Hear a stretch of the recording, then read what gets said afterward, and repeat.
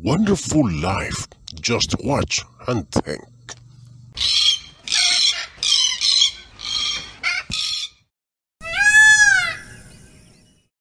Ating tatalakayin ngayon ang 10 uri ng bantam na manok. Wow! Bago pa nito, hinihiling kong mag-subscribe ka muna upang updated ka sa mga bagong mga videos.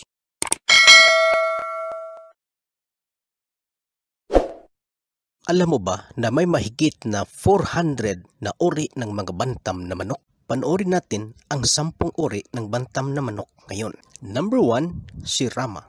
Ang si Rama ay pinakamaliit na uri ng bantam na manok. Ito ay nagmula sa bansang Malaysia, 50 years na ang nakalipas. Ang pangalang si Rama ay hinango sa salitang Rama. Ang Rama ay titulo ng isang hari ng Thailand. Ang bantam na ito ay masyadong smart, masyadong humble. Oo nga, dahil sobrang liit niya, gusto niyang mapansin.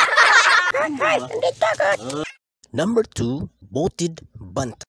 Ang Booted Bantam ay isa sa malalaking uri ng bantam. Ang pangalang Booted ay mula sa UK at Belgium. May ibang pangalan naman ito sa ibang bansa. Kaya lang, ang mas kilala ay ang pangalang Booted Bantam dahil sumubra umano ang mga balahibo nito hanggang sa paa. Number 3, Scots Dumpy. Ang Scots Dumpy ay isang bantam na ancient breed ng mga Scottish. May mga ebidensya umano na ito ay nag-exist 700 years ang nakaraan. Ang salitang Dumpy ay tumutukoy sa dwarfing gene na siyang dahilan sa pagkakaroon ng very short legs at paika-ika kung maglakad. Number 4, Roscommon Bantam. Ang Roscommon Bantam ay isa sa pinakalumang bantam na na-develop mula sa bansang England noong 14th century. Ito naman ay tinawag nilang True Bantam Breed. Number 5, Barbu Diokla.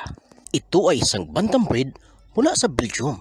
Na-develop ito sa lungsod ng Diokla sa remote area ng Brussels. Ang liig nito ay napaligiran ng mga balahibo bilang bigote at balbas. Number 6, Chabo. Ang Chabo ay kilala bilang Japanese Bantam. Ito ang largest true Bantam breed. Kung iyong pagmasdan ay mas mataas pa ang buntot nito kaysa ulo kapag nakatayo. Pang-7, Belgian Antwerp d'Anvers. Ang Belgian Antwerp d'Anvers ay isa sa pinakalumang true Bantam breed mula pa noong 1600s. Hugis pabilog ang dibdib nito at may magandang hugis arko na buntot. Number 8, Dutch Bantam.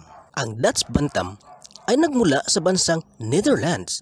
Ang Dutch Bantam ay true Bantam breed.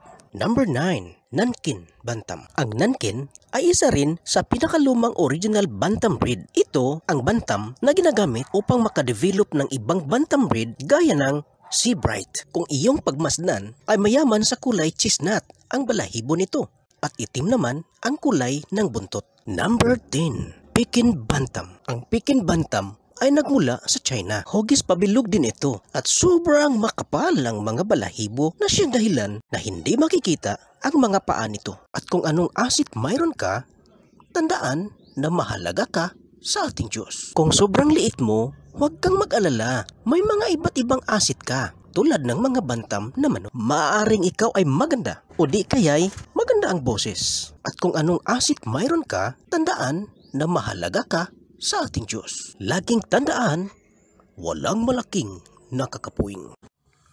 Maraming salamat po sa inyong panunood. Hanggang sa muli, paalam! At huwag kakalimutang mag-subscribe at pindutin ang notification bell para sa mga bagong mga videos. Laging tandaan, kilalanin ang Diyos na may lalang at laging manood ng Wonderful Life. Just watch and think.